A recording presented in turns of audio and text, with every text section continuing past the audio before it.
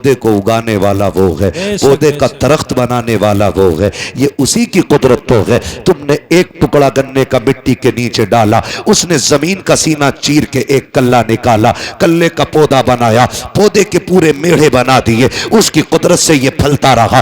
तुम कहते रहे ये दवाई का कमाल है, ये बीज का कमाल है, ये मेरी मेहनत का कमाल है। तुम्हें उस वक्त बिल्कुल ख्याल नहीं आया। खुदा की कसम, जाओ दुनिया से जाकर के पूछ लो, बड़ा बड़ा साइंटिस्ट कह सकता है कि कोई भी खेती साए में नहीं हो सकती है। एक खेती को फलने के लिए अगर धूप की जरूरत पड़ती है तो चांद की चांदनी की भी जरूरत पड़ती है, अगर सख्त झोंकों की जरूरत पड़ती है तो नसीम सहर की भी जरूरत पड़ती है। एक पौधे को बहाल करने के लिए रब ने कितना बड़ा निजाम लगाया है। कभी सूरज से सुखाया गया, कभी चांद से भिगोया गया, कभी सख्त हवाओं से पानी निचोड़ा गया, कभी बादे सबा से पौधों का मुंह धुला गया। तुम ये कहते हो कि ये दवाई का कमाल है। नहीं, तुम्हें उस वक्त कहना था ये खुदा की कुदरत से हो रहा है। खुदा की कसम, दवा डालता या ना डालता, ना कोरोना होता ना डरोना होता, अपनी खेती खुदा के हवाले कर दे, एक एक बीज अल्लाह तेरे घर तक हिफाजत से पहुंचा दे। नारे तकबीर, नारे रिसालत, नारे हैदरी। अल्लामा मुफ्ती हम्माद रजा साहिब किबला, बहुत अच्छा पैगाम है माशाल्लाह। करो कुछ, बहुत अच्छा, बहुत अल्लाह की कुदरत का इनकार ना करो। बेशक। फसल अच्छी हो तो क्या शुक्र है तेरा, ना कहो तो मालिक सब्र करता हूं।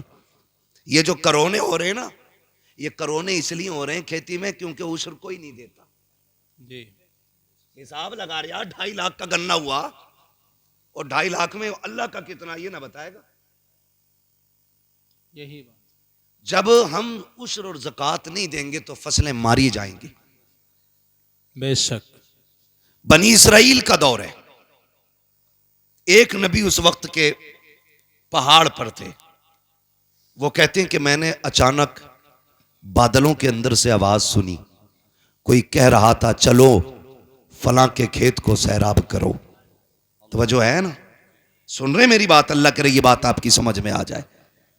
हाँ, तो वो कहते हैं कि जब मैंने बादल से ये आवाज सुनी ना तो मैंने गौर किया ये जा किधर रहा। कहते हैं जहां मैं था वहां बादल बरसा और वहां से एक नाले की शक्ल में पानी चला। वो बयान करते हैं कि मैं पानी के साथ साथ चला। मैंने जाके देखा एक किसान अपने खेत में पानी भर रहा था। मैंने जो नाम सुना था, जो बादलों में नाम लिया गया था, फलां का खेत सैराब करना है, कहते मैंने उससे जाके पूछा तेरा नाम क्या? उसने वही नाम बताया। जब उसने वही नाम बताया तो मैंने उससे कहा यार बता नेकी कौन सी करके बैठा है, इबादत कौन सी की है? कहा क्यों? कहा ये बादल सिर्फ तेरे लिए बरसाया गया था। ये बनी इसराइल के नबी कहते हैं, जो उस वक्त के नबी हैं। वो कहते उस वक्त के नबी थे। उन्होंने कहा, मैंने कहा यार बता नेकी कौन सी की है, कौन सी इबादत करके बैठा है जो तेरे लिए सिर्फ बादल बरसा है? उसकी आंख में आंसू आ गए। उसने कहा इबादत क्या करूंगा, मैं रब का गुनाहगार बंदा। कहा फिर ये बादल तेरे लिए क्यों बरसा, क्या अमल करता है? उसने कहा जब मेरी खेती तैयार हो जाती है, इससे जो भी पैदा होता है उसके मैं 3 हिस्से किया करता हूं। एक हिस्सा बच्चों पे खर्च करता हूं, एक हिस्सा अल्लाह की रजा के लिए गरीबों में तकसीम करता हूं, एक हिस्सा फसल में लगा देता हूं। अल्लाह अकबर। आवाज आई जो हमारे लिए गरीबों पे खर्च करता है उसकी फसलें मारी नहीं जाती हैं, अल्लाह उसके नसीब का पत्थरों से पैदा फरमा देता है। सुभान अल्लाह, सुभान अल्लाह, माशाअल्लाह। लेकिन हम अगर पड़ा हुआ मिल जाए ना तो माले गनीमत, रातों रात बटियां की बटियां साफ। ओ भाई, जिंदगी ज़ाब्ते के साथ गुजारे, ज़ाब्ते के साथ गुजारे। हम कुछ भी नहीं है और कोई औकात हमारी नहीं, सिर्फ इतनी है कि तेरे टुकड़ों पे पले गैर की ठोकर पे न डाल। बेशक। झड़कियां खाएं कहां छोड़ के सदका तेरा। हम कुछ भी है ना हुजूर के करम से, हुजूर के करम से। ये तो नसीब है हमारा कि हम हुजूर की उम्मत में पैदा हुए। और खुदा की कसम, रसूल आजम भी हमारे हैं, बगदाद वाले गौसे आजम भी हमारे हैं, बगदाद वाले गौसे आजम भी हमारे हैं। आप तारीख का ये बाप पढ़ के तो देखें, दुनिया जानती है। कई बार ये सुना होगा, वाकया सुनाना मकसद नहीं, सिर्फ कुछ बताना चाहता हूं। सरकार गौस पाक के वालिद का नाम क्या है? सलामत रहो भाई, सलामत रहो। हजरत अबू साले जंगी दोस्त रहमतुल्लाहि ताला अलैह, वालिद यही है ना? बोलो। हाँ यही नाम है, मुझे भी यही लग रहा। वालिद कई बार सुना होगा। रोजे से रहते थे, दिन भर रोजा रखना, रात भर नमाज पढ़ना। एक दिन भूख तेज की लगी ना, सुने बहुत गौर से, भूख तेज की लगी तो रोजा भी था, कहने लगे चलो दरिया के किनारे इफ्तार कर लेते। पानी पीने रोजे इफ्तार के लिए गए थे, सेब आ रहा था, उठा के खा लिया। क्या किया? अच्छा बताओ, किसी के पेड़ से तोड़ा था? बोले जरा। किसी से छीना था? दरिया में बहता हुआ आ रहा था, उठा के खा लिया। जैसे ही हलक के नीचे उतरा, फौरन दिल ने सवाल किया। दिल ने कहा, अबू साले, अगर रब ने कयामत में पूछ लिया कि जो सेब खाया था मालिक से भी पूछा था कि नहीं, जवाब क्या देना है? कांप गए, घबरा गए। रुक के जरा बताओ, दरिया का बहता हुआ सेब उठा के खा ले, दिल कबूल नहीं करता है। आज ना बाजार में बंदा खड़ा हो जाता है, इस ठेले से उस ठेले पे, उससे उस पे, सुबह से शाम तक ना उठा उठा के खा के कह रहा क्या रेट दी है? उसने कही 70 रुपए, कह रहा महंगी है। फिर सिंगाड़े वाले के पास पहुंचा, पहले खाया फिर पूछा क्या रेट है? का 60 रुपए, महंगा है। ऐसी पूरे बाजार में घूम फिर के ठलुआ बंदा पेट भर लेता है। हल्दी लगी ना फिटकरी, रंग चोखा आ गया भाई। शाम को आया सीना चौड़ा करके, ओ भाई हराम के लुकमों से बच, हलाल के लुकमे खा। आज औलाद जूता लेके बाप के आगे खड़ी है, तो इसमें जिम्मेदार औलाद नहीं, बाप भी जिम्मेदार है। अगर तुम्हारा बेटा तुम्हारे सामने जूता लेके खड़ा है तो फिर लुकमे तलाश करो, कहां से खिलाए थे, क्या खिलाया था बच्चों को। इसलिए कि अगर लुकमे हलाल के होते हैं तो औलाद मां बाप की फर्मा बरदार होती है। यह ख्याल रखिएगा मेरी बात का। हराम के लुकमे नस्लें तबाह कर देते हैं। देर नहीं लगती है ना मैंड पे चलने, हम लोग अक्सर खेत में घूमने वाले लोग, इसलिए इस लेवल से मैं बात कर रहा हूं। बारी मारी सूत के किसी के खेत पे गुजर जाओ, धान के धोरा पूरा ही साफ है, एक बाल में धान नहीं मिलेगा तुम्हें, सब सूत दिए। और करना कुछ नहीं है, चार खाएगा बाकी। याद रखना, हिसाब देना पड़ेगा इसका, और हिसाब इतना सख्त होगा, पूछा जाएगा जो तूने दाना चबाया था वो कितना खाया था, और जो छिलका फेंका था वो कहां फेंका था किसका, किसकी जमीन में डाला। देखने में कोई औकात है धान के छिलके की, मगर हिसाब इतना सख्त होना है। लेकिन हमें डर नहीं लगता, अरे देखा जाएगा, देखा जाएगा, कम कोई नहीं है। बाट देख लो, बेच रहा है ना तो 900 ग्राम तोल लिया, खरीद रहा तो 1 किलो 100 ग्राम डंडी मार के ले रहा। कपड़ा अगर नाप रहा है तो 10 सेंटीमीटर कम है, वो कह रहा जी इतने में ही आया, और अगर कह दो छोटा रह गया तो सुकड़ गया होगा।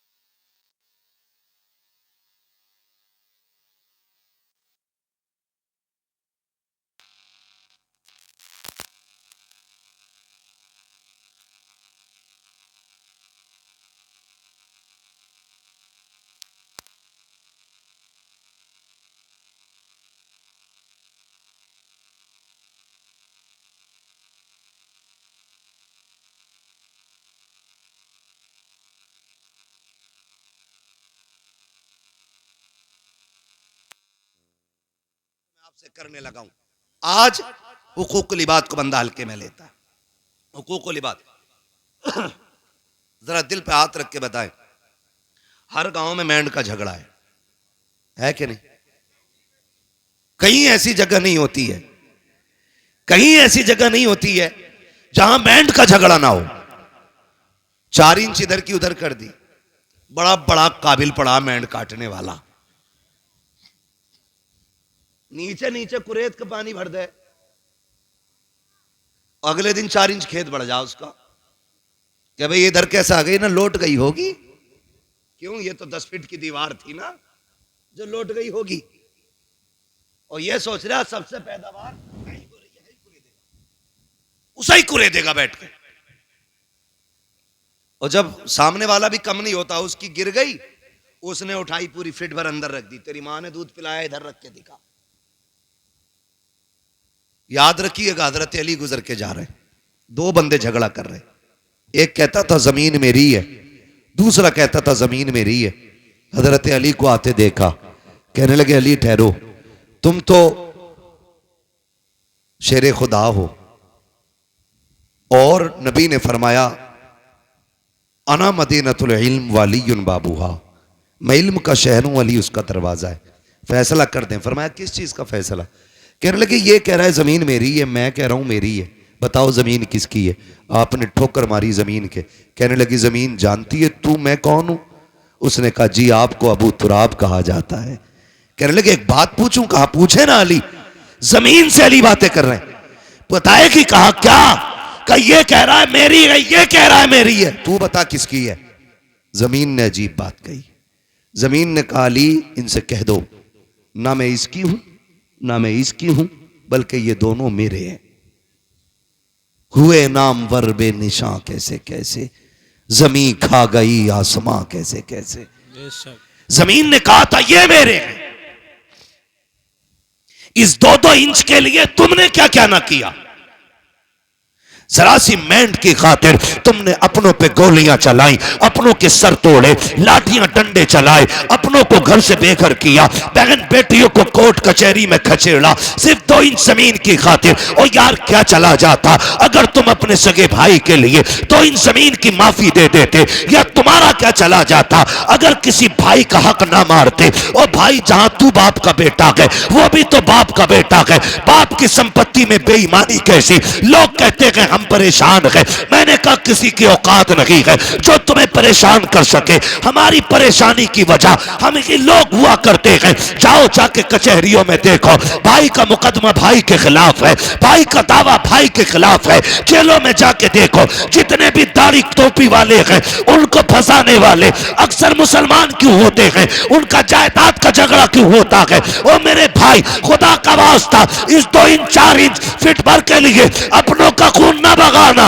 इसलिए कि दौलत हाथ का मैल होती है लेकिन अपने मेहनत से नहीं बल्कि रब की तौफीक और नसीबों से मिला करते। नारे तकबीर, नारे रिसालत, नारे गौसियत, मसलके आला हजरत, उलमाए अहले सुन्नत। सुभान अल्लाह। कर दो भाई, मैं इससे अच्छा तो बिना माइक के बोल रहा हूं। तवज्जो है सारे लोगों की। ओ भाई अपनों का खून ना बहाएं, खून ना बहाएं अपनों का। और तुम जिसके लिए अपने का गला काट रहे हो ना, ये तुम्हारे साथ कब्र में नहीं जानी है।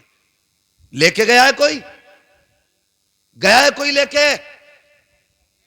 कोई नहीं। खाली हाथ आना है, खाली हाथ जाना है। खाली हाथ जाना है। जब आए थे मुट्ठियां बंद थी, और जब जाओगे ये खुली हो जाएंगी, खुली हो जाएंगी, खुली हो जाएंगी।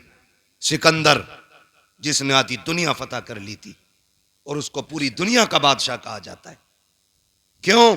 क्योंकि जिस स्पीड से वो दुनिया फतह कर रहा था, अगर जिंदगी साथ दे देती पूरी दुनिया फतह करता वो।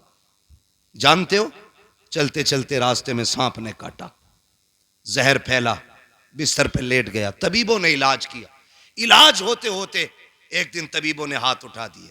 तबीबों ने कहा ये बादशाह अब आखिरी लम्हात आ गए, बचोगे नहीं। उसने कहा कितना वक्त है? कहा बस चंद सांसें हैं। उसने कहा क्या मैं यहां से अपने वतन नहीं जा सकता?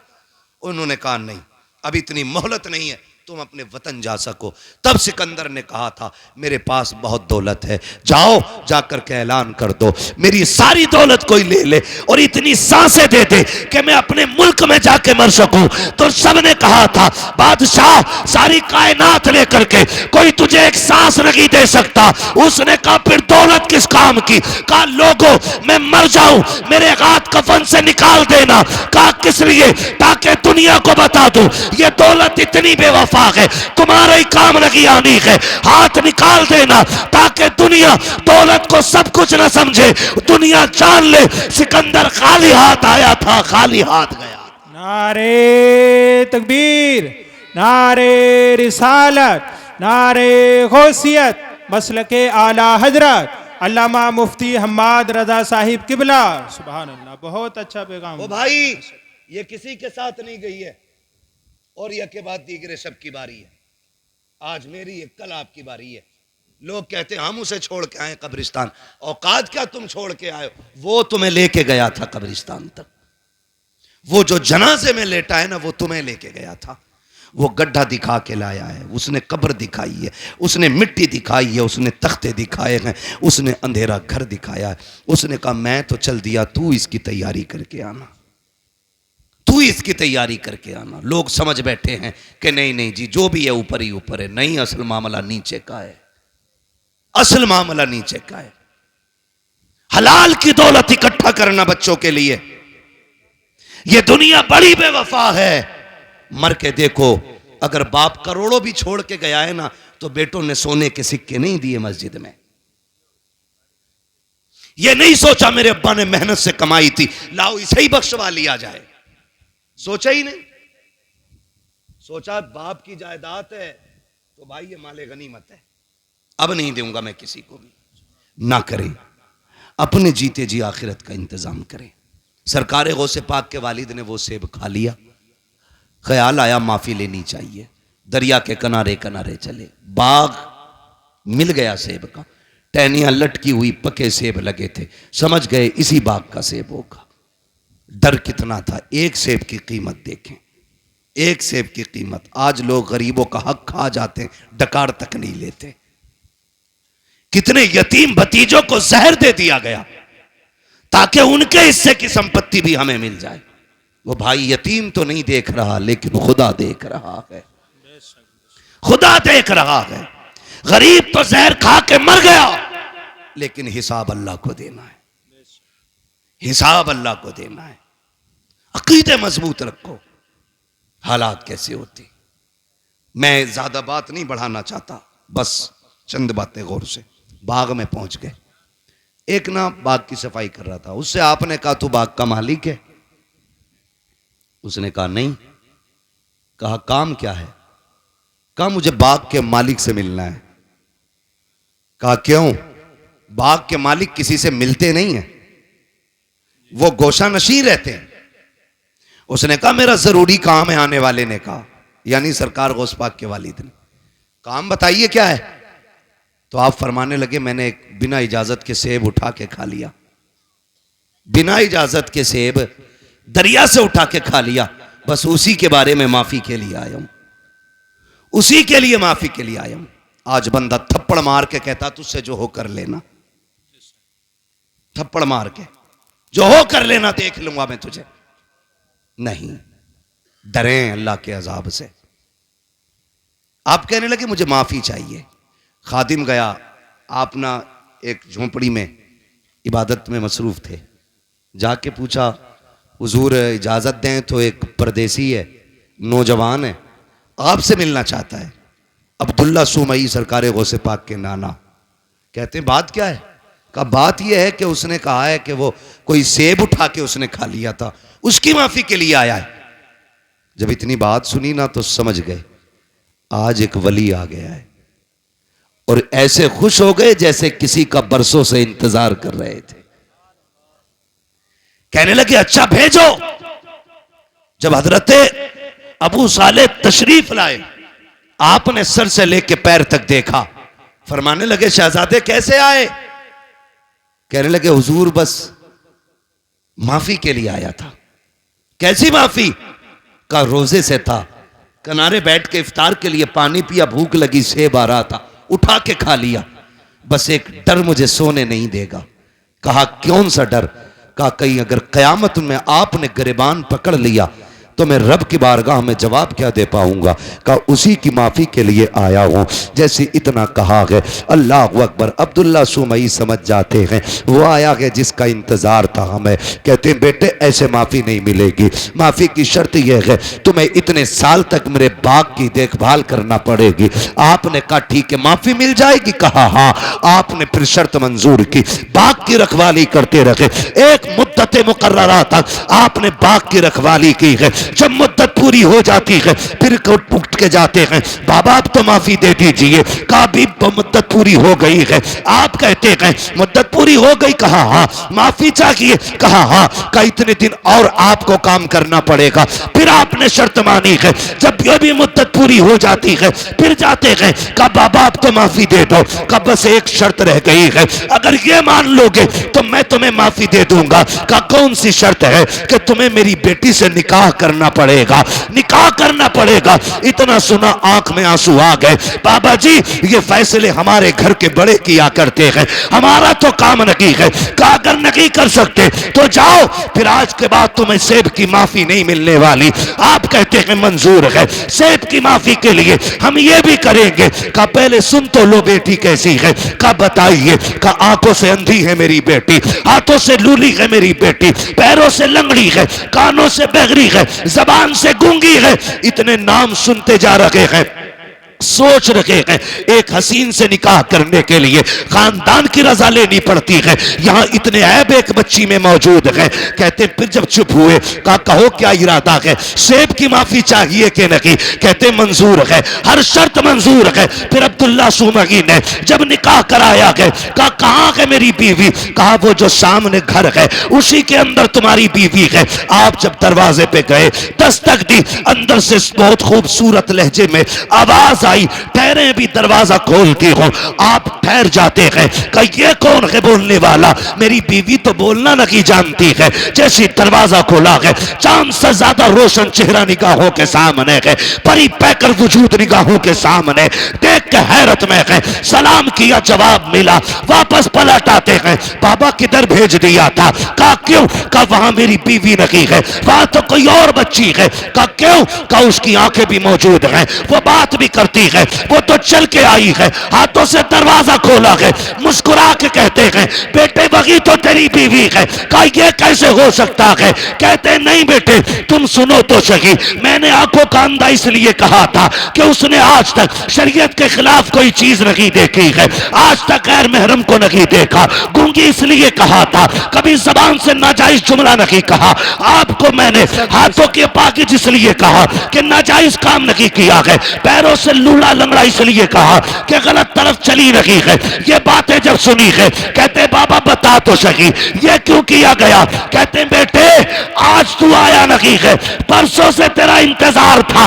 मैंने कहा था मालिक बेटी शान वाली दी है, बेटा कहां मिलेगा? कहा बाग में रे, हम लेके आएंगे, उसको पहले आजमा लेना, फिर इंतजार के साथ तू उसका निकाह कर देना। कहते ये जो मैंने काम कराया है तुझसे मजदूरी नहीं ली है, कीमत नहीं ली है, आजमा रहा था, देखूं ये मेरी बेटी के लिए सही है कि नहीं। कहा तेरे तकवे ने बता दिया, मेरी बेटी के लिए इस वक्त जमीन पे तुझसे ज्यादा बेहतर कोई हो ही नहीं सकता है। नारे तकबीर, नारे रिसालत, नारे गौसियत, फैज़ाने गौसे आजम, फैज़ाने बुजुर्गाने दीन। सुभान अल्लाह, सुभान। एक सेब के लिए अनदेखे में कह रहे हैं मुझे लूली भी पसंद है, लंगड़ी भी पसंद है।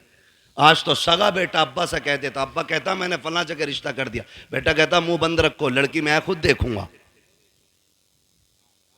हाँ मैं खुद देखूंगा। अब्बा के मुंह का थूक सूख जाता है ये सुन करके। तू देखेगा भाई? हाँ तुम क्या जानो, तुम हो ओल्ड मॉडल, हम हैं न्यू मॉडल, तुम पुराने दौर की सोच रखने वाले। अब तुम्हें क्या पता औरत आज के दौर में कैसी होनी चाहिए। मैं नौजवानों तुम्हें मशवरा देके जा रहा हूं, मुफ्त में बेहतर मशवरा बताऊं। जब भी निकाह करना माँ बाप की मर्जी से निकाह करना। बेशक बेशक। हाँ, बुरा ना मानना। 3 घंटे नाली पे बैठ के बात करके कह रहा नहीं मुझे पता लड़की कैसी होनी चाहिए। तमाम मच्छर खा के खुजाते खुजाते पागल कुत्ते की तरह खुजा रहा है। अब्बा से कह रहा मुझे पता है कैसी होनी चाहिए, तुम्हें नहीं पता। अरे इसने 40 साल एक औरत के साथ गुजारे, ये जानता क्या अच्छाई होती है उसमें, क्या बुराई होनी चाहिए। और तू 3 घंटे फोन पे चिपक के कह रहा मुझे पता है।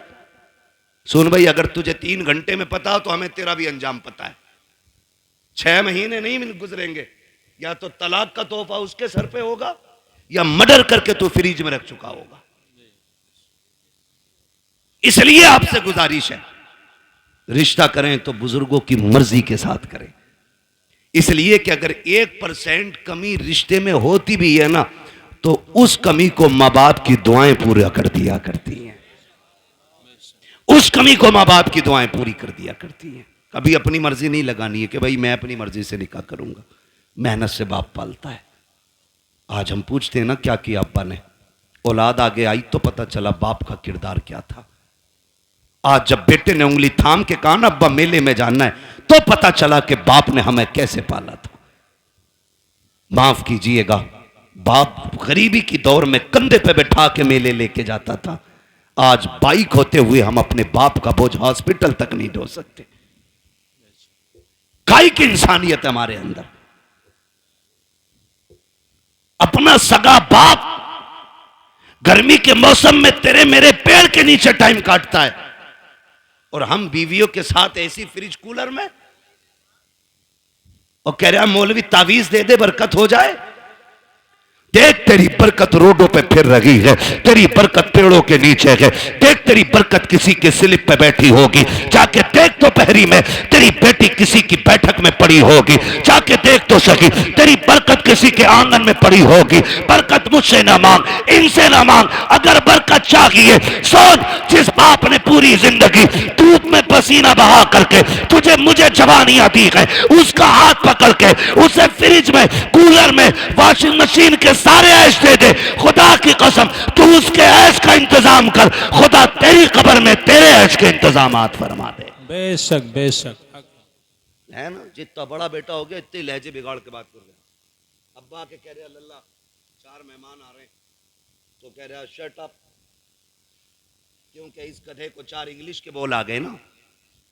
अपने अब्बा से कह रहा शट अप। क्यों? कह रहा बेवकूफ हो तुम, तुम्हें पता है मेहमान कैसे बैठाए जाते? कहता आउट, आप बाहर जाइए, मैं देख लूंगा अपने मेहमानों को। और जानवर अभी तो इतना भी बड़ा इंसान न बन सका कि अपने बाप को बाप कह लेता। खाली कोट पहनाने से गधा मास्टर नहीं हो जाता। बेशक अगर उसके कानों पे 8 पेन लगा दो वो डॉक्टर नहीं बनेगा। खुदा की कसम, इंसानियत अगर इंसान के अंदर है ना, तो वह 1000 शैतान डॉक्टरों पे भारी होता है। इंसानियत असल होती है। और वो तरक्की पे लानत जो हमें अपनों का बेअदब बना दे। ये भी याद रखिएगा, जो हमें अपनों से दूर कर दे। लानत ऐसी तरक्की पे, लानत ऐसी कामयाबी पे जो हमें बाप का गुस्ताख बनाए। अल्लाह से कसरत नहीं, अल्लाह से बरकत मांगनी है। क्या मांगेंगे? बरकत मांगिए। कसरत तो यह है 15 लाख कमाते महीने में और खर्च 16 लाख होते। बताओ बंदा गरीब है क्या अमीर? गरीब। 15 कमा रहा है, 16 लाख खर्च कर रहा है। अमीर है क्या गरीब? जोर से। क्योंकि हर महीने 1 लाख का कर्जमंद हो रहा है। और बंदा कमाता है 5000 और 4000 खर्च कर लेता, 1000 बच जाता। बताओ बंदा अमीर है क्या गरीब? अमीर। बोले अमीर। ये बरकत और कसरत का फर्क है। 15 लाख में भी गुजारा ना हो इसे कसरत कहते हैं, और 500 रुपए में दिन कट जाए इसे बरकत कहते हैं। अपने रब से कसरत नहीं, बरकत मांगो। बरकत मांगो, शोहरत नहीं, इज्जत मांगो। बेशक इज्जत मांगो, और इज्जतें उन्हें मिलती हैं जो इज्जत वाले लोग होते हैं। करेंगे इंशाअल्लाह मां बाप का एहतराम। संडे को छुट्टी होती है स्कूलों की? मेरा टाइम खत्म हो गया, अभी ओवर चल रहा है, होती है कि नहीं? संडे को छुट्टी होती है, ऑफिस की, कॉलेजेस की, इन सब की छुट्टी होती है, तो कोई वाइफ के साथ, दोस्तों के साथ छुट्टी मनाने जाता है।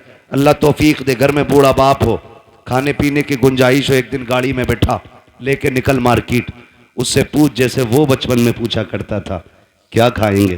कभी बाप से कहना अब्बा क्या खाएंगे, दिखा कभी उनको, अब्बा तुम्हारे दौर में ये कोल्ड ड्रिंक नहीं होती थी, अब्बा तुम्हारे दौर में ये आइसक्रीम नहीं होती थी, अब्बा इस दौर में देखो, अब्बा बताओ ना क्या खाओगे।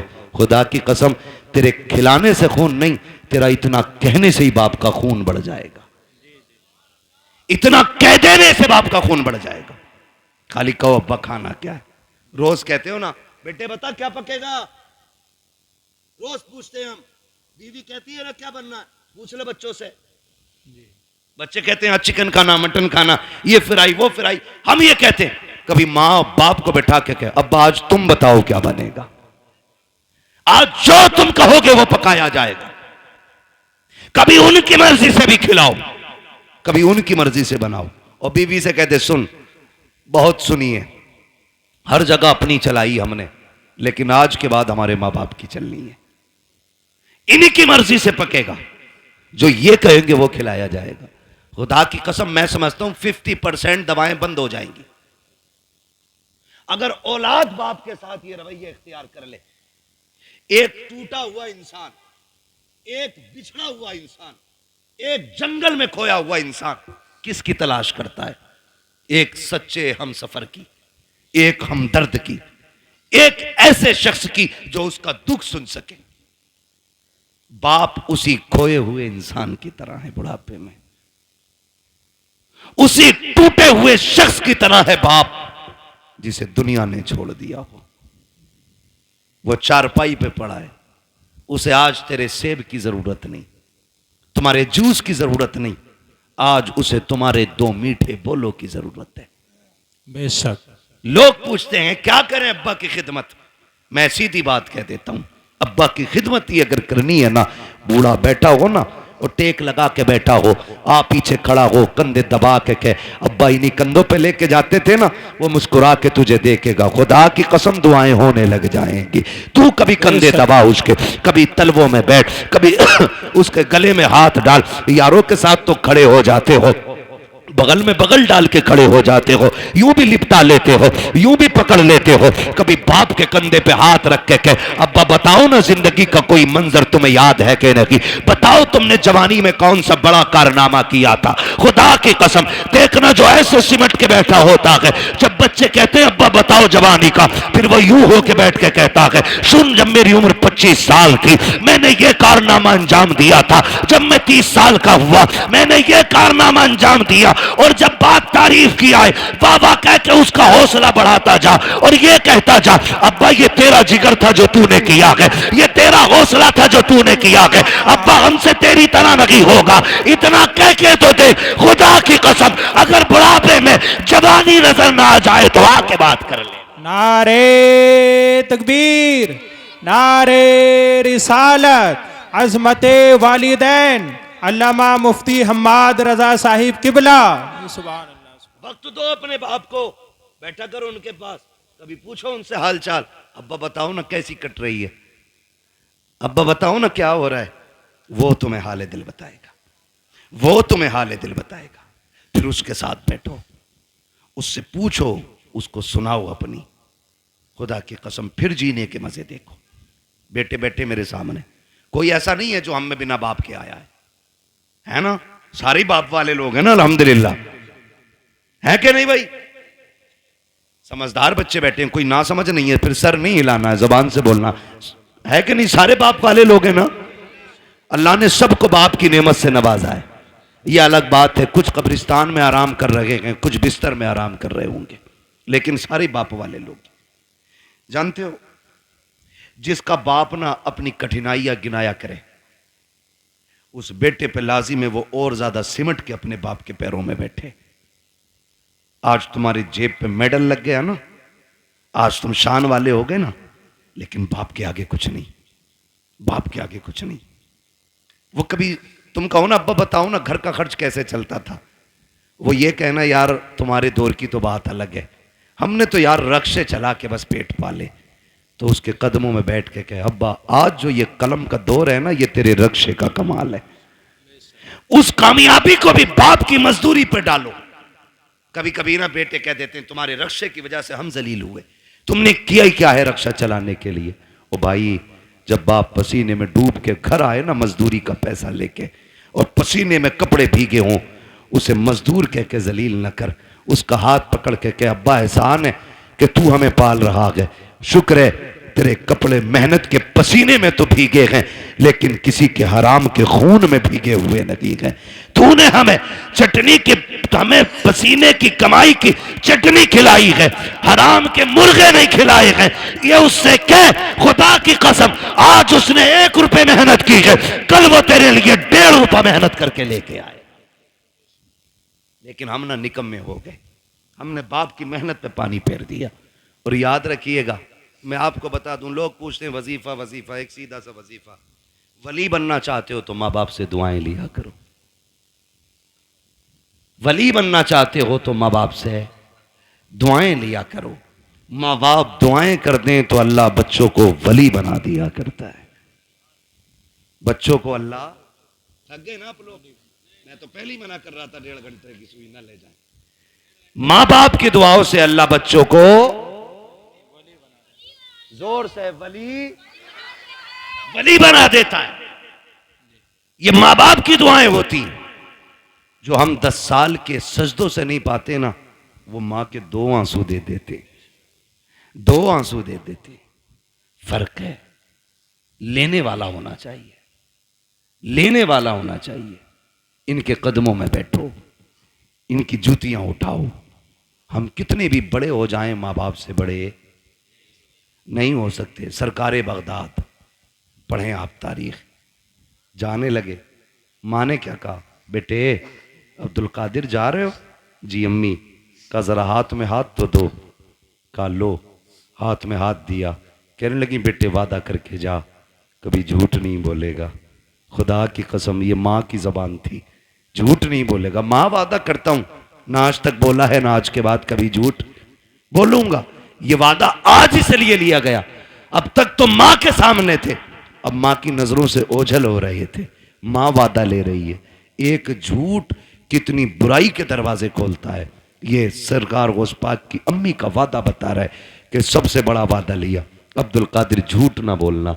ये वादा लेके चले, चोरों ने पकड़ा, लूटा सबको।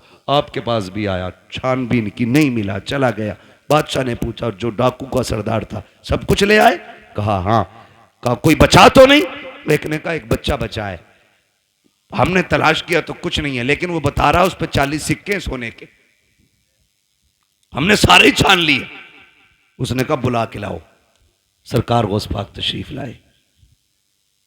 डाकुओं के सरदार ने कहा बेटे क्या है तुम्हारे पास? कहा सोने के सिक्के। कहा कितने? कहा 40। कहा किधर? कहा मेरी मां ने मेरी सदरी में सिल दिए थे, सदरी का बंद तोड़ा गया, सिक्के खन खन गिरे। डाकुओं का सरदार क्या कहता है? बेटे झूठ बोल के बचा सकते थे। मेरे गौसे पाक क्या कहते? मैं घर से चला था तो मेरी मां ने वादा लिया था कि झूठ नहीं बोलना है। अगर मैं झूठ बोल देता पैसे बच जाते, लेकिन मां से किया हुआ वादा तो टूट जाता ना। गौस पाक फरमाते हैं कि ऐसे 40,000 सिक्के कुर्बान, लेकिन मां से किया हुआ वादा नहीं तोड़ा जाएगा। अल्लाह, मां से किया हुआ वादा नहीं तोड़ा जाएगा।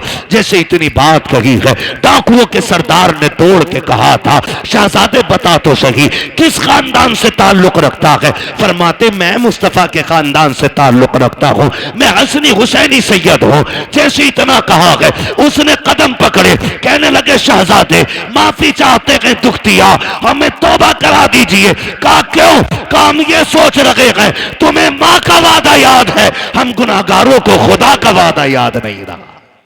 अल्लाह अल्लाह अल्लाह अकबर। सरकारों से पाक ने तौबा कराई डाकुओं के सरदार को। तो जो पीछे वाले लोग थे ना मुक्तदी उसके, कहते हैं जब पीर साहब जन्नत में जाएंगे तो फिर हम भी तो जाएंगे। उस्ताद के साथ वो भी तौबा करके गौस पाक के हाथ पे फिर ताइब हो गए। फरमाया गया जितने लोगों को बगदाद वाले ने तौबा कराई थी, अल्लाह ने सबको वली बना दिया था। सुबहान अल्लाह।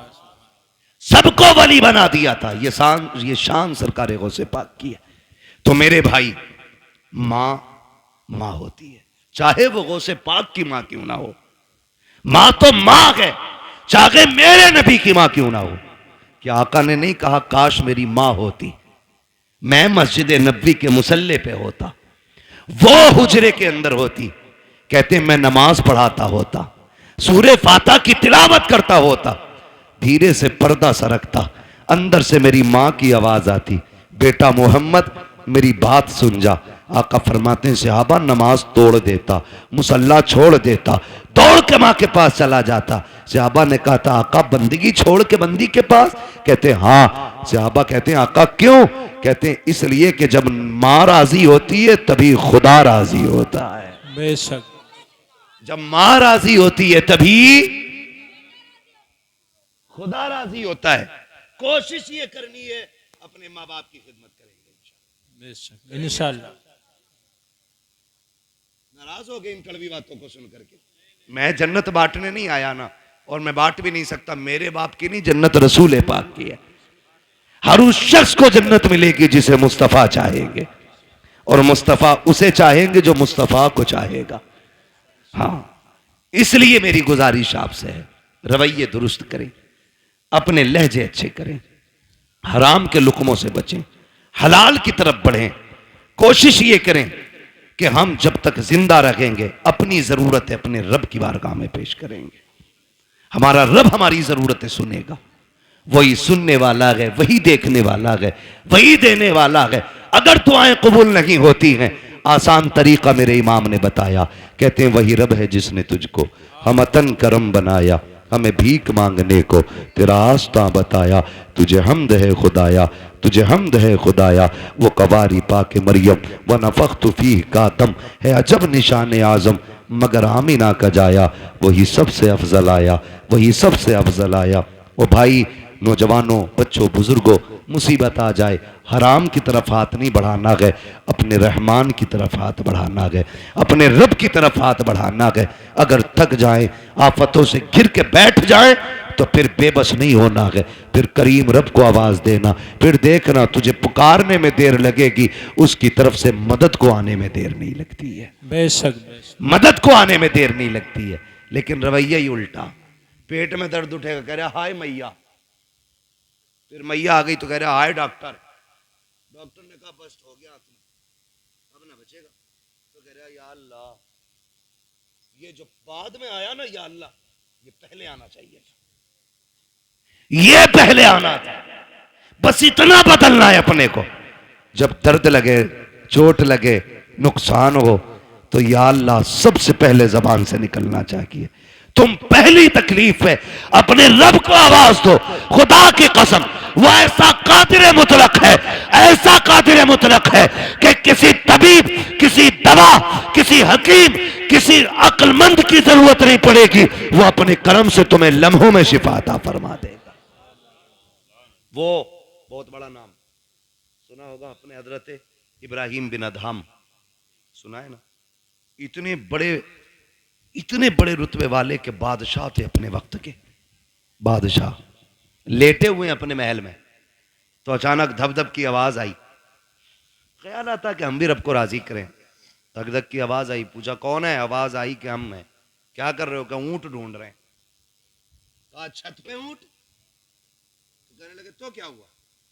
ऊंट गुम गया, हम अपना ऊंट ढूंढ रहे हैं। कहा छत पे, छत पे तुम्हें ऊंट मिल जाएगा। तो उन्होंने कहा सुनो, अगर हमें छत पे ऊंट नहीं मिलेगा तो तुम्हें भी तो इन बिस्तरों पे खुदा नहीं मिल सकता है। ऊंट तलाश करने के लिए जंगल जाना है तो फिर तुम्हें भी ये शाही लिबास बिस्तर छोड़ कर रब को तलाश करना पड़ेगा। छोड़ दिया, सब लात मार दी, ठोकर मार दी, जंगलों में निकल गए, अल्लाह अल्लाह करने लगे। आपके मामू हजरत इब्राहिम बिन अदहम के पास गए। आप ना एक फटा हुआ कपड़ा अपना सिल रहे थे सुई से। सुने देख रब कितना अजमतों वाला है, सिल रहे हैं अपना कपड़ा। वो कह रहे ना, मामू पहुंच गए, सलाम वालेकुम। वालेकुम, कैसे? बस अपनी गुदड़ी सिल रहा। मामू ने कहा कितने अच्छे दिन थे जो शाही लिबास पहनते थे। ताज रहता था, खादिम खड़े रहते थे, क्या मिला तुम्हें ठुकरा के बादशाहत? आज ये फटे कपड़े सिल रहे हो ना, क्या मिला? क्या मिला? आपने इतना सुना ना, कि पूछना चाहते हो मुझे क्या मिला? कहा हाँ, आपने जो सुई हाथ में थी दरिया में फेंक दी। कल सुई थी उससे भी हाथ धो बैठा, अब सिलेगा कैसे? फरमाने लगे ठहरो, आवाज देते मछलियों जरा सुई लेके आओ। जब इतनी आवाज दी ना तो सारी मछलियां, हर मछली के मुंह में एक सोने की सुई मौजूद थी। सुभान अल्लाह सुभान। कहने लगे मामू देखो, सबके मुंह में एक सोने की सुई। कहने लगे ये नहीं चाहिए, मेरी सुई लाके दो। एक मछली आपकी सुई लेके आई, उसमें धागा भी मौजूद था। आपने फरमाया हाँ यही मेरी सुई है। कहने लगे सुनो, जब तख्त पर बैठता था तो सिर्फ जमीन के चलने फिरने समझने वालों पे हुकूमत थी, जब से रब का हो गया हूं कायनात मेरी हो गई है। जब से रब का हो गया हूं कायनात मेरी हो गई है। रब के होने के आदी बने, खुदा की कसम वो अपने कर्म से तुम्हें वली बना देगा। वली कहते किसको? उसी को वली कहते हैं जो अल्लाह का होता है। वो बात याद आ गई, एक ना दीवाना गुजर के जा रहा था, दीवाना गुजर के जा रहा था, बारिश का मौसम। किसी ने देखा मजजूब जा रहा, उसने कहा ओ भाई दूध पी लो, गरम गरम दूध पिलाया, पिया, चल दिए, शुक्र अदा किया, आगे चले। वो खड़ाव पहन रखी थी दीवाने ने, है ना, तो छप छप करके जा रहे थे। एक दीवाना अपनी महबूबा के साथ बैठ के गुलछर्रे उड़ा रहा था। उसके पैर की छींट ना दीवाने के उसकी महबूबा के कपड़ों पे आ गई। उसने कहा पागल दिखता नहीं है? उसने कहा मैडम क्या हुआ? जो उसका महबूब था कहा कि इसने मेरे कपड़ों पे गंदगी डाल दी। तो महबूब था उसका, ओवर एक्टिंग भी की, थोड़ा सा उठा और दीवाने के थप्पड़ मार दिया। दीवाने ने आसमान की तरफ देखा, कहने लगा शुक्र है मालिक तेरा, कभी बैठा के दूध पिलाता है, कभी थप्पड़ लगवाता है, कभी दूध पिलाता है, कभी थप्पड़ लगवाता है। अभी चंद कदम चला था, ये तो गुजर गया। वो उठी अपनी जगह से, चली, गिरी और मर गई। मर गई। किसी ने कहा कि जिसके थप्पड़ मारा ना उसने बद्दुआ की थी। लोग दौड़े, पकड़ के लाए, कहने लगे तूने इसके लिए बद्दुआ की थी? उसने कहा नहीं। कहा फिर ये मर कैसे गई? कहा सीधी सी बात, हिसाब बराबर हुआ है। कहा क्या? कहा जब मेरे पैर से कीचड़ उछल के इसके महबूब के ऊपर पड़ी तो इसको बुरा लगा, इसने मुझे थप्पड़ मारा, और जब इसने मुझे थप्पड़ मारा तो फिर मेरे महबूब को बुरा लग गया।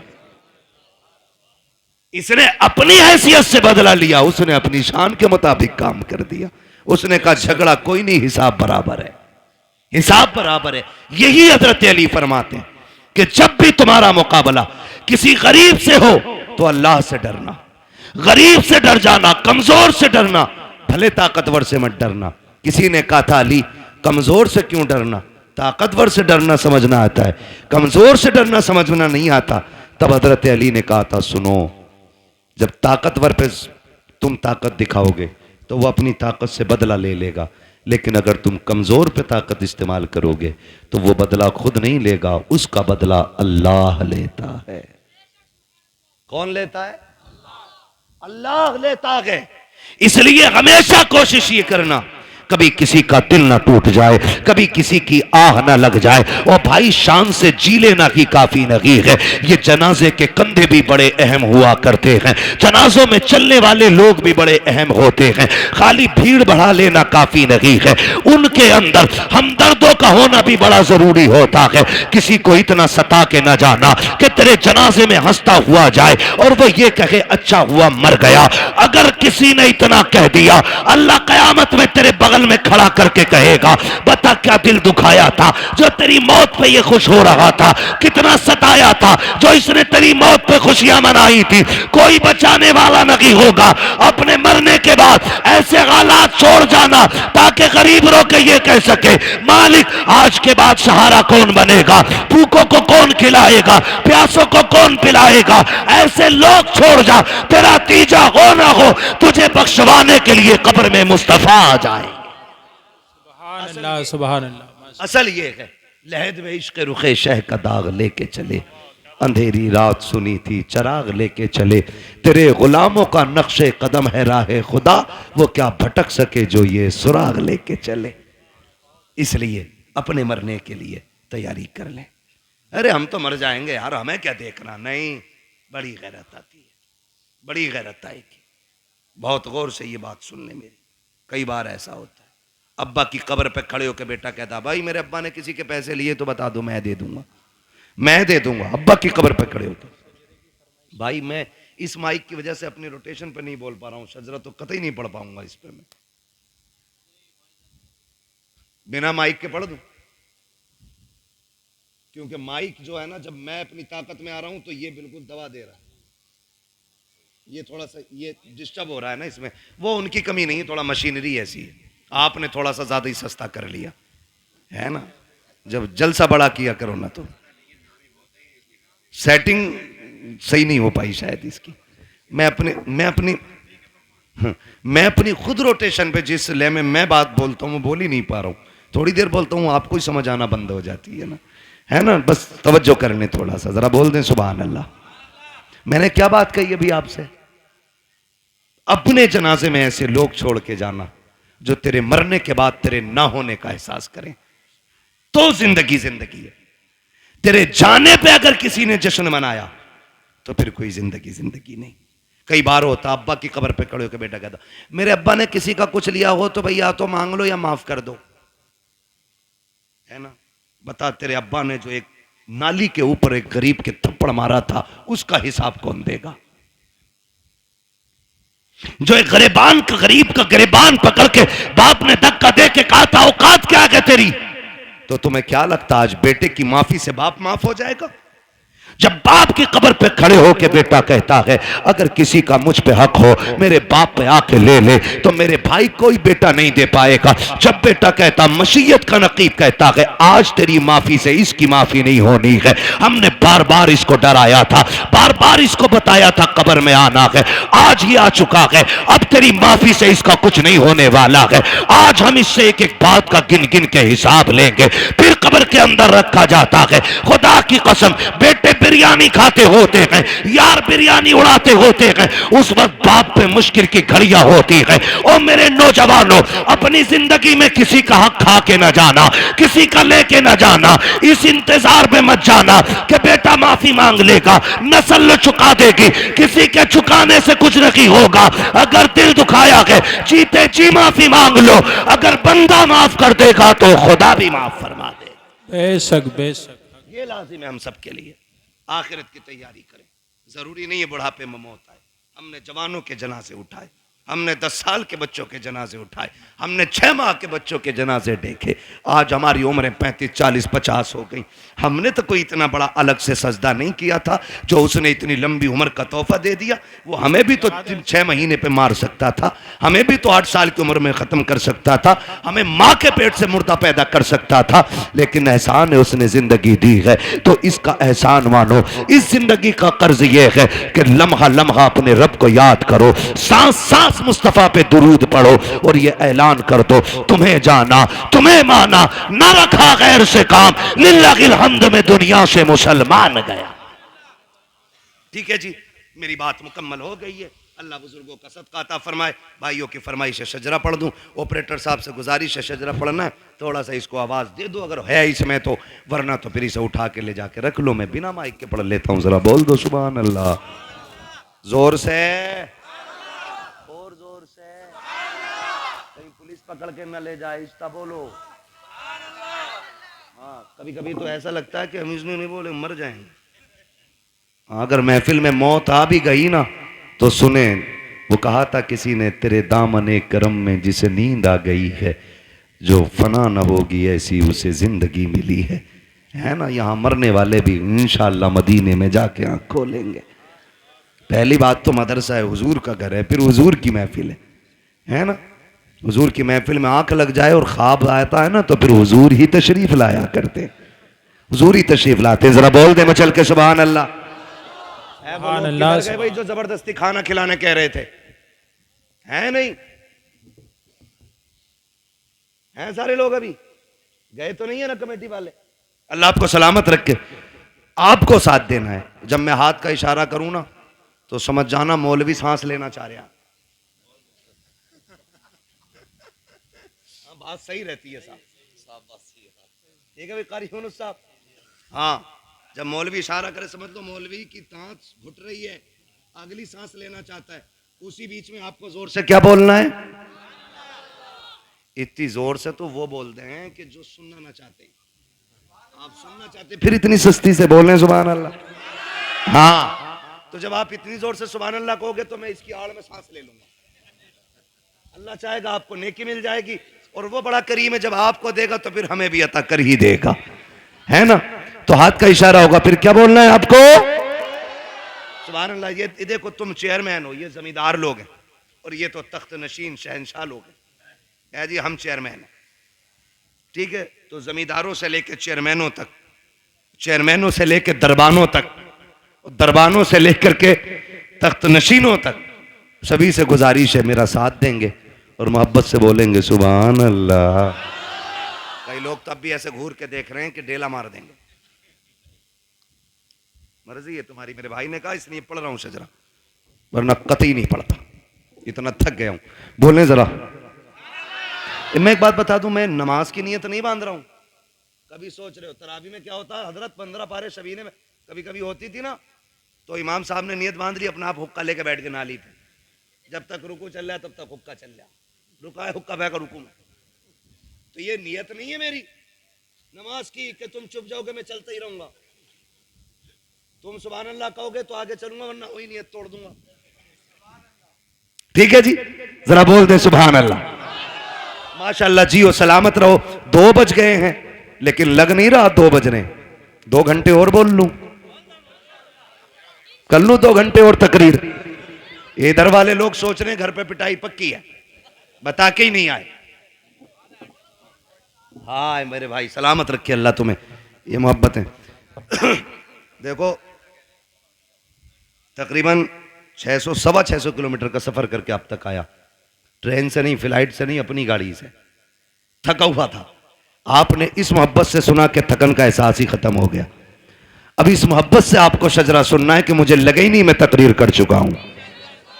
बोले जरा सुभान अल्लाह। आदम के बेटे शीश। देखो कैमरे वालों पे कतई उम्मीद ना रखियो, ये जलसे में नहीं, ये बिजनेस में आए हैं। ठीक है जी, जलसा तुम्हारा और मेरा है। हाँ, फिर आपको मेरा साथ देना। बोले जरा सुभान अल्लाह। आदम के बेटे शीश, शीश के बेटे यानस, यानस के बेटे कैनान। माशाअल्लाह, अल्लाह सलामत रखे। कुछ लोग अब भी ये सोच रहे हैं कि ये मौलवी करेगा क्या। मैं आ रहा हूं तुम्हारे ही दौरे पे, आ जाओ नीचे को। हाँ, कतई नीचे उतार दियो तुम। बोले जरा सुभान अल्लाह। आदम के बेटे शीश, शीश के बेटे यानस, यानस के बेटे कैनान, कैनान के बेटे मेलाइल, मेलाइल के बेटे ब्यारत, ब्यारत के बेटे इदरीस, इदरीस के बेटे मुतवशिक, मुतवशिक के बेटे लबकने के नाम, लबकने के नाम के बेटे नूह, नूह के बेटे शाम, शाम के बेटे जुलात, जुलात के बेटे शालिक, शालिक के बेटे आबिर, आबिर के बेटे दाता, दाता के बेटे रावा, रावा के बेटे सारू, सारू के बेटे नाखुर, नाखुर के बेटे तारिक, तारिक के बेटे इब्राहिम खलीलुल्लाह, इब्राहिम खलीलुल्लाह के बेटे इस्माइल ज़बीहुल्लाह, इस्माइल ज़बीहुल्लाह के बेटे केदार, केदार के बेटे अवाम, अवाम के बेटे हमल, हमल के बेटे साबित, साबित के बेटे सलमान, सलमान के बेटे रईसा, रईसा के बेटे इलियसा, इलियसा के बेटे औद, औद के बेटे हव्वा, हव्वा के बेटे अदनान, अदनान के बेटे मोहिद, मोहिद के बेटे नदार, नदार के बेटे मुदर, मुदर के बेटे इलियास, इलियास के बेटे मुदरिक, सुभान अल्लाह, सुभान इलियास के बेटे मुदरिका, मुदरिका के बेटे खदीमा, खदीमा के बेटे किनाना, किनाना के बेटे नदर, नदर के बेटे मालिक, मालिक के बेटे फहर, फहर के बेटे गालिब, गालिब के बेटे लुई, लुई के बेटे काब, काब के बेटे मुर्रा, मुर्रा के बेटे किलाब, किलाब के बेटे कुसई, कुसई के बेटे अब्दे मनाफ, अब्दे मनाफ के बेटे हाशिम गए, हाशिम के बेटे अब्दुल मुत्तलिब गए, अब्दुल मुत्तलिब के बेटे अब्दुल्लाह गए, अब्दुल्लाह के बेटे मोहम्मदुर रसूलुल्लाह। नारे तकबीर, नारे रिसालत, नारे गौसियत, मसलके आला हजरत उलमाए अहले सुन्नत अल्लामा मुफ्ती हम्माद रजा साहिब किबला। सुभान अल्लाह। बस जो हुए गलत उनको माफ फरमाए रब्बे कायनात। जिंदगी ने दिया साथ, फिर होगी मुलाकात, चमन रहा फूल खिलेंगे, जिंदगी रही फिर मिलेंगे। मुसाफिर हैं हम भी, मुसाफिर हो तुम भी, किसी मोड़ पर फिर मुलाकात होगी। फकीरान आए सदा कर चले, सदा खुश रहो ये दुआ कर चले। सारे लोग कलमा शरीफ पढ़ लीजिए, ला इलाहा, और जोर से ला इलाहा इल्लल्लाहु मुहम्मदुर रसूलुल्लाह हजरात अस्तगफिरुल्लाह रब्बी मिन कुल्लि ज़ंबि व अतूबु इलैह। ये जलसे नूर जिंदाबाद पाइंदा। लाइक़े सदी ज़ु तकरीम उलमाए अहले सुन्नत, बिलखुसूस खतीबुल हिंद हज़रत अल्लामा मौलाना क़ारी ज़ाकिर हुसैन साहिब क़िबला दामज़िल्लहुल आली, वो जुमला अरबाब मिंबर, सदर जलसा, नकीब जलसा,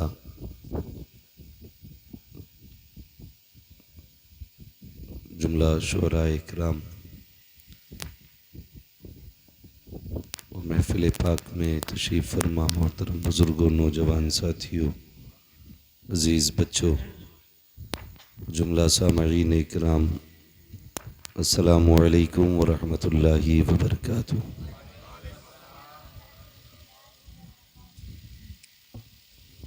इसका बटन बंद कर दो, शायद हवा लग रही है ना इस पर, ये वाला माइक।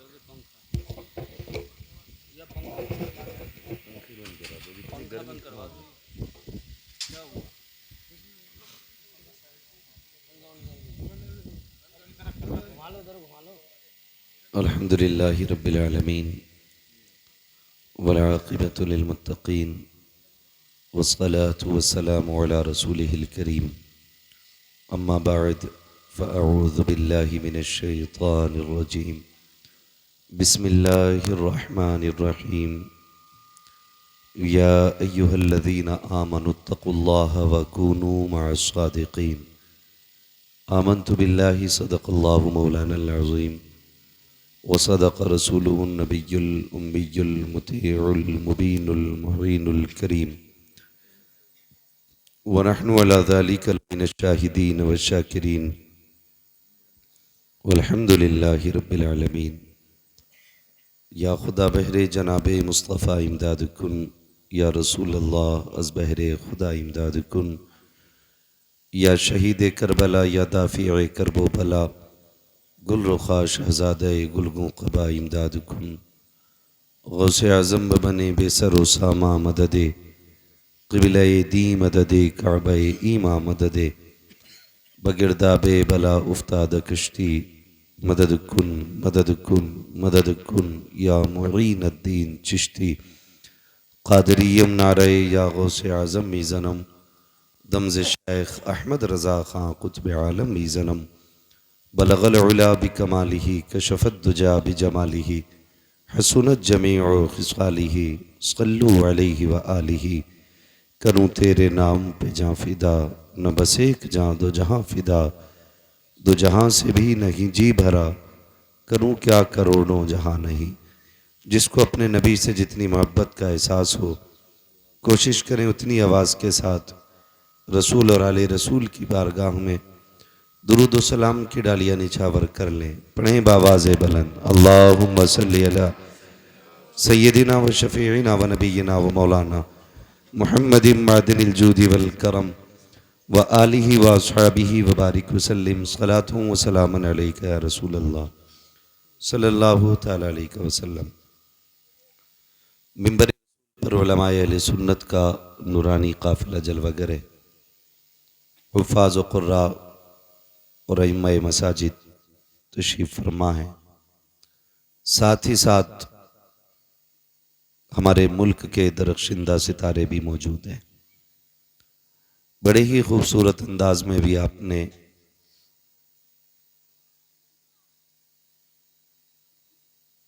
शायर अहले सुन्नत अंदलीब गुलशन रिसालत अली जनाब हज़रत सईद अख्तर जोखनपुरी से नातो मनक़बत के अशार मुलाहिज़ा फरमाए। उनसे पहले खूबसूरत अंदाज और आवाज़ में अपनी ही मुरादाबाद के एक चमकते हुए लहजे भाई शमीम रज़ा फैज़ी साहब से नात व मनक़बत के अशार सुने। नक़ीब अहले सुन्नत अपनी मुकम्मल कोशिशों के साथ इस प्रोग्राम को यहाँ तक ले आए। मैं दिली मुबारकबाद पेश करता हूँ जुमला अरकान कमेटी और अरबाब मिंबर की तरफ से भी मुबारकबादी उन तमाम बच्चों के लिए जिन्होंने इस हसीन महफिल को सजाया। अल्लाह ताला सबकी कोशिशें अपनी बारगाह में कबूल फरमाए। एक बात ज़हन नशीन कर लें, जलसे की उम्र 4 घंटे नहीं होती है और ना ही 24 घंटे होती है। जलसा तब से शुरू हो जाता है जब से जलसे की तारीख मुकर्रर की जाती है। ये अरकान कमेटी बानियान जलसा ये तारीख के दिन से लेकर के जलसे के बाद वाले दिन सामान वापस पहुंचाने तक मुसलसल मेहनत करते रहते हैं। हम लोग ये तो कह देते हैं कि भाई ये काम ना करो, ये कर रहे हो, ये मत करो, या इन्होंने ये क्यों किया है। इतना आसान भी नहीं होता जलसे कराना, मुश्किल होता है। इन्होंने यहां तक प्रोग्राम को पहुंचाया, हम लोगों के लिए यहां तक के कुर्सियां लगी लगाई मिल गई।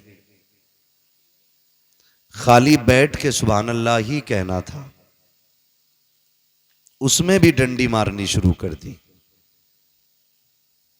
क्या यह भी जिम्मेदारी सिर्फ उन्हीं बच्चों की है जिन्होंने पिंडाल लगाया, मौलवियों को बुलाया, या उन्हीं लोगों की है जिन्होंने मेहमानों को खाना खिलाया कि सुभान अल्लाह भी वही कहें? मैं एक बात बताऊं, मुझे आपसे इस चीज की भीख नहीं मांगनी है कि मेरी बात पे आप सुभान अल्लाह कहें। आप मेरे इलाके के लोगों में आपको सिर्फ इतना कहूं, जब बात हुजूर की हुआ करे ना, तो फिर किसी के धक्का देने या इशारे करने का इंतजार ना किया करें।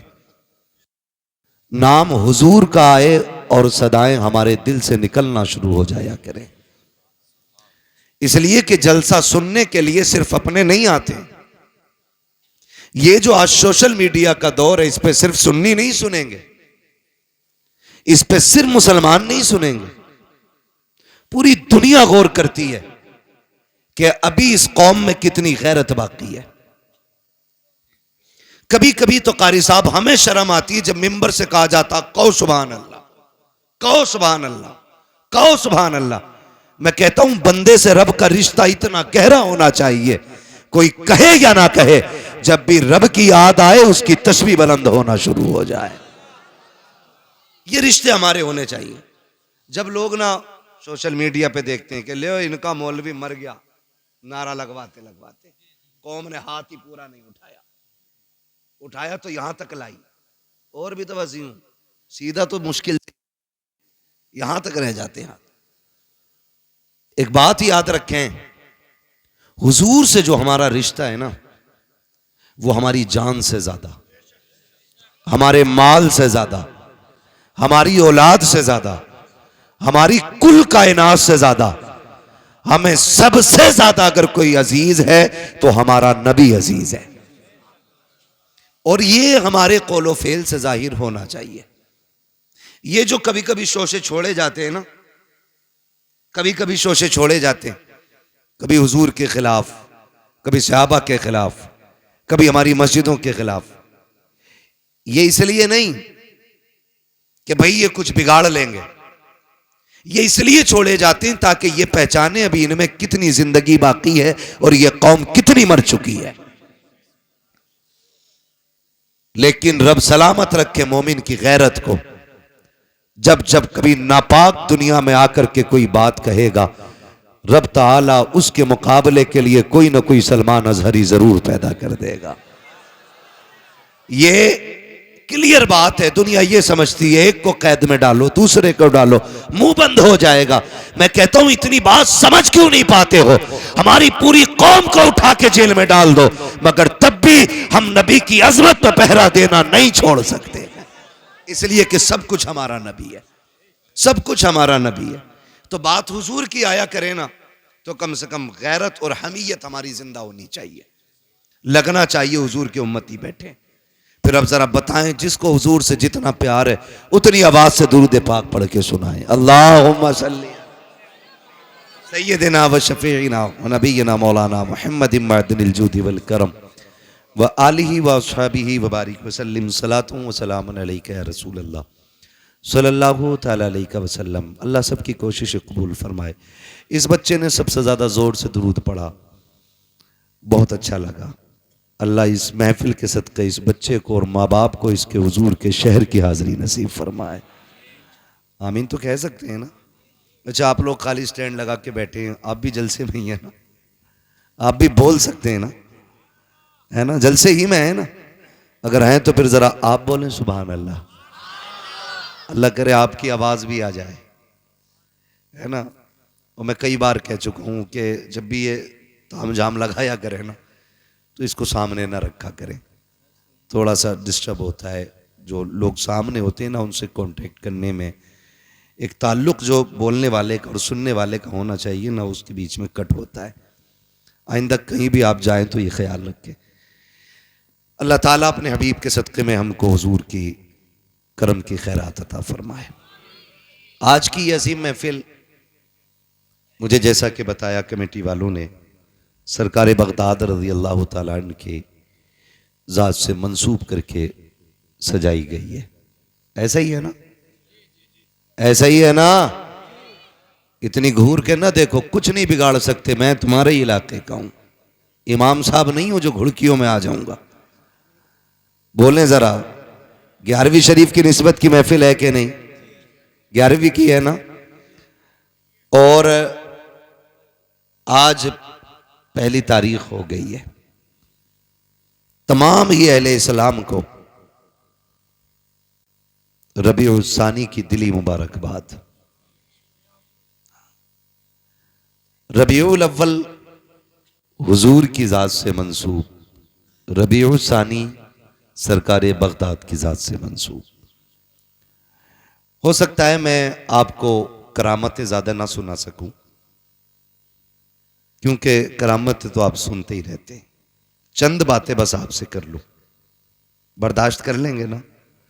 कमेटी वाले कह रहे थे 1.5 घंटा बोलें, मुझे जो वक्त दिया गया था 11 बजे का था, वक्त हो गया किसी भी वजह से, उससे शिकवा नहीं है, हालांकि ये स्टेज से उतरने का वक्त था। अल्लाह सबको सलामत रखे। फिर बड़ी मेहनत के बाद सहमति यहाँ पे आके हुई कि भाई 1 घंटा बोलना है। बहुत ज़्यादा मैं एक मिजाज रखता हूँ, तूफ़ान नूह लाने से आखिर क्या फ़ायदा, एक अश्क ही बहुत है अगर कुछ असर करे। हम जहाँ बैठे थे वहाँ ये भी बहस चल रही थी, अगर फजर छूट गई तो जलसे का क्या फ़ायदा। ये बात भी बिल्कुल दुरुस्त है। या तो जलसे इतने जल्दी मुकम्मल कर लो कि फजर से पहले नींद मुकम्मल हो जाए, और या इतने लंबे कर दो कि जलसे से उठ के सीधे मस्जिद तक जाया जाए। ये 2 काम रखा करो, ऐसे नहीं बीच में लटक जाओ, ना जो सोने के ना जागने के। और ये जो हमारे अइम्मा हैं, हमारे उलमा हैं, इनका मसला बड़ा मुश्किल रहता। कारी साहब अगर जलसे में स्टेज पे आके ना बैठे तो बोरिया बिस्तरा बांधा जाएगा। आया क्यों नहीं जलसे में? आके बैठ जाए और 5 मिनट फजर में लेट हो जाए तो फिर बोरिया बिस्तरा बंधना है कि लेट मस्जिद में क्यों आया। ऐसा लगता है मुतवल्ली नहीं, छुरी लेके कसाई बैठा। खैर करें, जरा अपने ऊपर भी थोड़ा रहम खाएं।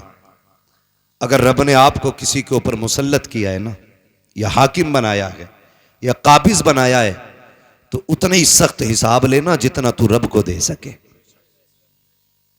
ये मत सोचना कि तू एक एक पाई का हिसाब ले ले, मिनट मिनट का तू हिसाब ले ले और रब की बारगाह में यूं ही छूट जाए। फरमाया गया जो जमीन वालों पर रहम करेगा अल्लाह उसके ऊपर रहम फरमाएगा। वरना कई बार की कहानी यह है कई बार की कहानी, 3 मिनट लेट हो गई, इमाम साहब नहीं आए। मैं रुक के एक बात कहूं, क्या नमाज इमाम साहब पे ही फर्ज है, हमारे बच्चों पे नहीं है? बोलो है कि नहीं? बोलो है कि नहीं? हमारे जवान बच्चों पे भी नमाज फर्ज है। इमाम के लिए 3 मिनट देख रहा है बैठ के, अगर इमाम 5 मिनट भी लेट आया तो तुझसे नहीं पूछा जाएगा इमाम 5 मिनट लेट क्यों था। अगर तेरे बेटे ने सजदा नहीं किया ना तो तेरी गर्दन पकड़ के पूछा जाएगा, बता तेरा बेटा नमाज में क्यों नहीं था। जिसकी फिक्र करनी चाहिए थी उसकी फिक्र ही नहीं की, और जहां मतलब नहीं वहां सर चढ़ जाते हैं हम लोग। तो थोड़ा सा ये भी सिला रहमी का, वरना मैं पूरी जिम्मेदारी के साथ कहता हूं, खुदा की कसम, इमामों की बड़ी कुर्बानियां होती हैं। ये 7,000 10,000 धड़ी पे इमामत करने वाली कौम, पेट का दर्द ये काटे, बुखार में ये दम करे, चुड़ैले आ जाएं तो ये उतारे, भूत आ जाएं तो ये फूके, सांसें अटकने लगे तो कुरान ये सुनाए, दम ना निकले तो सूरह यासीन ये पढ़ें, अगर टांगे अकड़ने लग जाए तो सूरह मुल्क ये पढ़ के सुनाए, बच्चा पैदा हो तो कान में अजान ये पढ़ें, दुनिया से जाओ तो नमाज जनाजा ये पढ़ाएं, तीजा 10वां 40वें की फाता हो, तो सारी चीजों में ये शामिल रहते हैं। उसके बाद 3 लोग मुसल्ले पे बैठे रहते हैं, कब आएगा इमाम, कब आएगा इमाम। थोड़ा रहम करें, थोड़ा रहम करें। मैंने यहां तक देखा है इमामों ने 25-25 साल गांव के लिए कुर्बान कर दिए, और लेकिन जरा सी एक कोताही की बुनियाद पे हमारी मस्जिद का मुतवल्ली कान पकड़ के कहता, चलो जी तुमसे मतलब नहीं है, तुमसे अच्छे अच्छे पढ़े हैं वो भाई, इसने 25 साल तुम्हारे बीच गुजारे हैं, एक जानवर 10 साल आपके खूंटे पे रह जाता है, तुम्हें उससे प्यार हो जाता है, 10 महीने बकरा लेके बांध लेते हो, कुर्बानी पे कुर्बान करते वक्त आंसू आ जाते हैं। हम कितने बेहिस हो गए हैं, जिसने 25 साल हमारे बच्चों को कुरान पढ़ाया, हमारी कब्रों पे खड़े होकर के अजानें पढ़ी, हमारे मरने वालों के लिए कुरान पढ़ के सुनाया, 5 वक्त हमें रब की चौखट पे ले जाता रहा। आज 25 साल के बाद अगर कोताही हो गई है तो हमारे रवैये बदल जाते हैं, तेवर बदल जाते हैं, डर रब के अजाब से। अगर खता इससे हो गई है तू इसको माफ फरमा दे, मर के कब्र में आएगा खुदा तुझको माफ फरमा देगा।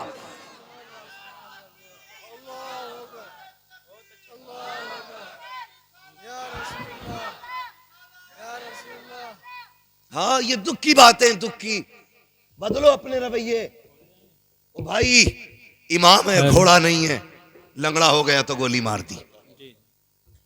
इमाम है ये, कदर करें, कदर करें, इज्जत करें। खुदा की कसम, हम इनकी कदर करें ना करें, रब के फरिश्ते भी इनकी कदर करते हैं।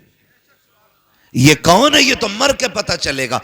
आज खसाब हूं ना मैं, आज प्रधान हूं, आज टांग पे टांग रख के बैठता हूं, कोई बोल नहीं सकता सामने, मेरे सामने किसी की आवाज ऊंची नहीं होती है। आज के ये लहजे हैं, सारी अकल निकल जाएगी। जिस दिन मलाकुल मौत ने पंजा रख दिया उस वक्त सारे लहजे नीचे हो जाएंगे, सारी सांसें ठंडी हो जाएंगी। जो रख थिरकती रहती है इसको हरकत देने वाला कोई नहीं मिलेगा। ओ मेरे भाई, आज जिंदगी दी है रब ने, अपनी जिंदगी का मुहासबा करें, बजाय इसके कि किसी और पे हम तोहमतें लगाएं, इल्जाम लगाएं, जलील ठहराएं। अपने आप के बारे में सोचो, और जब कभी गुनाह याद आ जाया करे, रात को मस्जिद का दरवाजा खुला है, जाके मुसल्ला बिछा दो, रो के रब को आवाज दो। वो तो इतना करीम है, तुम एक बार रहमान कहते हो, वो 70 बार तुम्हें या अब्दी कह के आवाज देता है। नारे तकबीर, नारे रिसालत, फैज़ाने बुजुर्गाने दीन अल्लामा मुफ्ती हम्माद रजा साहिब किबला, सुभान अल्लाह। सुभान। इसका इको हल्का कर दें भाई, और आवाज बढ़ा दें, बात समझ में आनी चाहिए। हाँ, मैं शबीना पढ़ने नहीं, मैं बात कहने आया हूं। जी जी, तवज्जो है सारे लोगों की। अल्लाह सलामत रखे, करेंगे इंशाल्लाह। आवाज बढ़ाओ भाई ऑपरेटर साहब, करेंगे इंशाल्लाह। ये सारी बातों पे कोशिश करें, और याद रखिएगा कभी कभी लड़ाई हो जाती है, भाई इमाम की रोटी मैं नहीं दूंगा, मैं थोड़ी जाता हूं मस्जिद जो रोटी दूं। तो ये जुमले जरा सोच समझ के बोला कर। अल्लाह सबको सबका मेहमान नहीं बनाता है, बेशक बेशक, सबका सबको मेहमान नहीं बनाता है, हर किसी के हिस्से में मेहमान नहीं होता। और याद रखिएगा, जो भी हम खाएंगे, एक दाना भी खाएंगे कयामत में उसका हिसाब देना है। एक दाना भी अगर खाएंगे, वो कई कई प्लेटें मार दे अल्लाह के करम से। दावत में अगर चला गया ना, खैरियत नहीं है। फिर आधा खाते हैं, आधा है कि नहीं? यही बात। एक बाप जब बेटी की रुखसती के लिए रोटी का इंतजाम करता है ना, तो जब गोश्त तुलता हो ना, तब देखो उसे कितनी फिक्र होती है, कितनी फिक्र होती है। एक एक बोटी कम ना रह जाए, एक बोटी कम ना रह जाए। वो फेंकने वालों, थोड़ी गैरत करो। अगर अपने दस्तरखान पे ऐसी बोटियां फेंकते हो तो ठीक है, फिर मर्जी है, वरना हम औकात जानते फेंकने वालों की। अगर बीवी गोश्त का छीछड़ा छुटा के ना सईद अख्तर भाई फेंक दे तो उसके सर पे डंडा लेके खड़ा हो जाता है। हरामखोर, पता नहीं 250 रुपए किलो का लाया हूं, तेरा 250 रुपए किलो का है। ये जो गरीब बाप बेटी के निकाह के लिए एक एक जिंदगी की पाई इकट्ठी करके खाना लगाता है, टेबल पे आधा खा के फेंक देते हो। खुदा की कसम सोच भी नहीं सकते हो उस बाप के कलेजे पे क्या गुजरती है जिसने जिंदगी भर की कमाई लगा करके खाने का इंतजाम किया है। कदर किया करो रोटियों की, इज्जत किया करो। अल्लाह अगर तुम्हें दे रहा है इसकी कदर करो, वरना मेरे नबी ने फरमाया रिस्क की इज्जत करना। अगर ये रूठा तो कभी जिंदगी में एक दाना तुम्हें मैसर नहीं हो सकता है। बेशक बेशक। बंद होने का जरिया ये नहीं है कि रोटी नहीं मिलेगी, गेहूं पैदा होने बंद हो जाएंगे। अभी लगा है बीमारी खेतों में, ईख के पत्ते सूख गए। मैं भी बैठा था गांव में अपने, तो बातें होने लगी, बोले ईख को कोरोना हो गया। क्या हुआ भाई, ये कैसे हुआ है ना? ईख को कोरोना हो गया। क्या हुआ कि पत्ते सूख रहे हैं। 20 बीघे सूख गई, 30 बीघे सूख गई। मैंने कभी पिछले हफ्ते में आया था, तुम तो कह रहे थे मेरे खेत के जैसा किसी का खेत नहीं। उस टाइम पता क्या बात कही जा रही थी? उस टाइम कह रहे थे जो दवा मैंने डाली है ना, किसी ने नहीं डाली। किसी का गन्ना ज्यादा काला तो कह रहा जो बीज मेरा है ना वो बीज है, किसी का ही नहीं। अब जब खड़ी खेती सूख गई, अब कह रहा कोरोना हो गया। भाई दवा नहीं है, कब कुदरत की मार है ये, कोई दवा से ही ठीक ना हो रहा। मैंने कहा तू याद कर अपने लहजे, खुदा की कसम रज़्ज़ाक अल्लाह है। एक एक